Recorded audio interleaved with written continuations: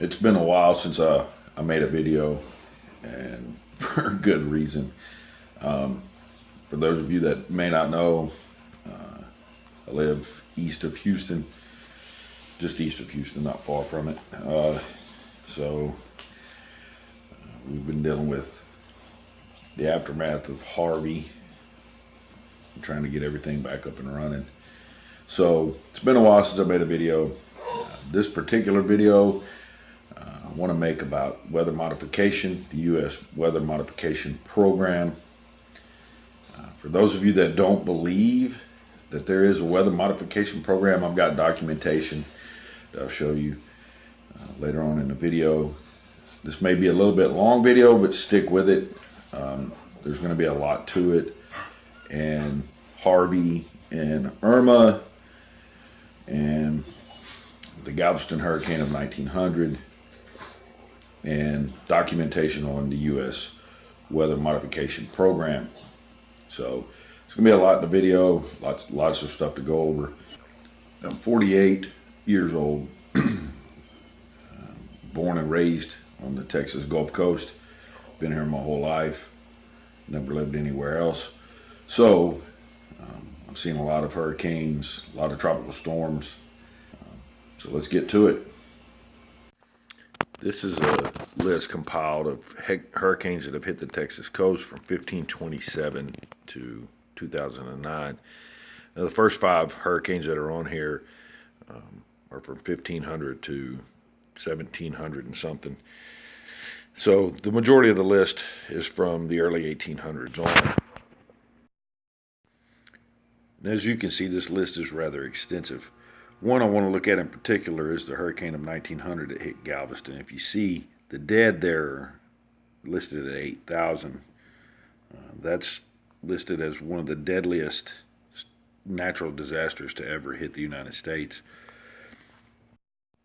There are 90 hurricanes on this list from 1818 to 2009. That averages out to 1 hurricane hitting the Texas coast every 2 years. Of course, we go through periods where we have no hurricanes for several years, and then we may get hit by 2 or 3 hurricanes in a year. As you can see, Texas is no stranger to hurricanes. And this is just hurricanes, and this doesn't include tropical storms that hit us. And this is an article from the Texas State Historical Association about the hurricane of 1900 that hit Galveston. And you can see it lists the body count at 6,000 to 8,000 for the city of Galveston. But for the entire island, approximately 10,000 to 12,000 casualties for that hurricane. So that was a very devastating hurricane that a lot was learned from. Out of this hurricane came the construction of the seawall, which helps protect the island from an all-out assault from a hurricane. Now, one of the worst things in a hurricane, of course, you got the wind and the rain, but it's the storm surge. And the seawall was constructed to protect Galveston Island from the storm surge from the Gulf side. This is a screenshot of a radar image of Harvey just before landfall at Corpus Christi, Texas. Galveston is approximately 220 miles away from the storm center of Harvey when it made landfall. Typically, when a hurricane or a tropical storm hits the Texas coast or even runs along the Texas coast, the majority of the Texas coast feels some effects from it, so we're all used to that. But Harvey was different. What made Harvey different, Harvey went in at Corpus Christi. It ran inland for about 120 miles, very slowly, and then headed back out into the Gulf. It was still a hurricane the whole time. Now, in this screenshot of the radar image, the center of Harvey is between Victoria and Corpus. It's still over land, but it's headed back into the Gulf. But I wanted you to see this real thin line of extreme thunderstorms that goes all the way down through Mexico and into the Pacific. Now, this is an up close of that same radar image of the Houston area where that little thin line goes over. And the really red areas are going straight over the top of my area. And this went on for hours, like 6 hours, 7 hours, 8 hours, something like that. And keep in mind as we go through this that Houston actually never got hit with a hurricane or with the tropical storm. It went around us. Yet all of what you see on TV, Houston was flooded. Something horrible. Not just Houston, this whole surrounding area. Now, there are certain things that kill out hurricanes. Land does a lot of damage to hurricanes. Dry air, cold air, all that sort of stuff kills out a hurricane. But Harvey just would not seem to diminish. What you're looking at here is water vapor imagery of Harvey, and this is after it's passed the Houston area. And the black area you're looking at, the blacker areas, have no moisture in the atmosphere. There's very, very dry air, and you can see it's almost wrapped all the way around Harvey. What's even stranger is that typically in a hurricane, the east side of it is the bad side to be on. The west side is not so bad. And at the point you're looking at this image, Harvey's past us, we're on the west side, and it's got dry air wrapped all around it, yet it continued to rain over our area even though we were on the west side. Now this radar image is after Harvey has moved into Louisiana, and all of a sudden now the west side of the hurricane is the rainy side of the hurricane. Now, typically when a hurricane hits, the air is very hot, very humid, and even in the days following after it passes, it's very hot, humid, mosquitoes the size of sanitation trucks. With Harvey, it was different. Harvey was cold. Temperatures were down in the low 70s. And I actually got a cold from running around in shorts and the flood water from it. So to recap what we've done so far, we've covered a little bit of Texas hurricane history. We've covered the hurricane of 1900 that hit Galveston. And we've done a little bit of analysis on Harvey. And it's important to try to understand the mechanics of a hurricane and what makes them work and what kills them out to really understand the anomalies that happened during Harvey. All the elements that kill a hurricane were in Harvey. It was overland. It was overland for a long time. It destroyed pretty much all of Rockport, Texas when it hit. And it was over that area for a couple of days. And typically when you get hit by a hurricane, it lasts for 12, 14, maybe 18 hours. And then it's gone and you deal with the aftermath. The majority of the buildings in Rockport were destroyed either completely or damaged to the point where they have to be bulldozed to the ground. So Rockport, Texas, you may not see it on the mainstream media news, but Rockport, Texas was just about completely destroyed. And then, of course, the flooding in Houston. Now, Harvey had cold air, it had dry air, it was overland, all of that. Still did not knock it down below hurricane status. So there are some important anomalies to see in Harvey that are not normal. So let's get into some of Irma and into the US government's weather modification program. Now this is a radar image of Hurricane Irma as it's going over Florida, and the reason I want to show you this is that the entire bottom half of the hurricane is devoid of any rain whatsoever. That's because Irma started to suck dry air into itself around the bottom half of it.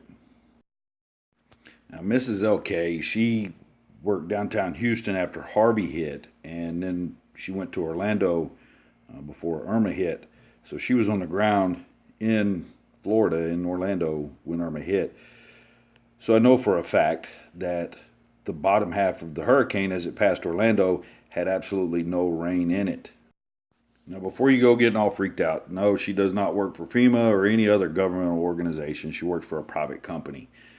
They do disaster relief. They do spill response, things like that. So that's how she knows. That's why she's working there. She's been working every day for over a month now. Now we're going to get into the United States Weather Modification Program. And this is a report from the Interdepartmental Committee for Atmospheric Sciences. Now this document was written in 1965 or 66, I believe. And it's recommending that the U.S. Congress appoint a body to govern atmospheric sciences and weather modification, because it lists all the agencies that are involved, but there's no clear directive by anybody. They're kind of all doing their own thing. Now here it lists all of the people involved in the governmental agency that they work for. And I've looked several of these people up. These people are real. These people worked in these positions. You have NOAA, you have NASA, you have a whole bunch of different governmental departments involved in this. And they're asking for Congress to give them a governing body to direct what they are doing. Now, here's a report to Congress, and this one was in 1974. And it's the need for a national weather modification research program. And this report is, again, asking for the same thing. And this report actually references the earlier report that I showed you. Now, some of the things I want to point out in this document is some of the agencies that are involved in weather modification research. And this is the introduction, and in the introduction it goes over some of the things that they want to be able to modify: precipitation, fog and cloud modification, hail suppression, lightning modification, hurricane and severe storm modification. Here they're going over some of their abbreviations they use in this ICAS there, the second one, Interdepartmental Committee for Atmospheric Sciences. That's referencing the document that I showed you before from 1965 or 66. And again, you have the NOAA. Now here we're going over their scope and how they did their field research. It says we did our work at agency offices and field locations with these departments. We have the Forest Service, and we have the NOAA, and then look at the next one, Defense Advanced Research Projects Agency. That would be DARPA. Yes, DARPA. For those of you who are unfamiliar with DARPA, do some research into DARPA. They have never done any good for any humanity. So here we have organizations like DARPA, HARP, NEXRAD, all involved in weather modification program by the U.S. federal government. I've shown you documentation from the U.S. federal government of their weather modification program. We've got things like chemtrails. They have lots of ways to modify the weather, and they've been working at it for a long time. Some of the documentation I have refers to things they were doing in the 1940s with weather modification. So let's wrap this up. I don't believe that they have complete control over the weather. I think they would like to have complete control over the weather. I think they can modify it. They can make certain things happen with the weather. I think that Harvey, they probably consider Harvey successful. Irma, I think they consider maybe not so successful in the fact that the dry air was able to kill out the hurricane before it did more damage to Florida. So anytime you have organizations like DARPA, NASA, NEXRAD involved in all this, it's probably not good for us. They've spent probably in the trillions of dollars of our tax dollars doing this research and working at modifying the weather, also that they can use it against us.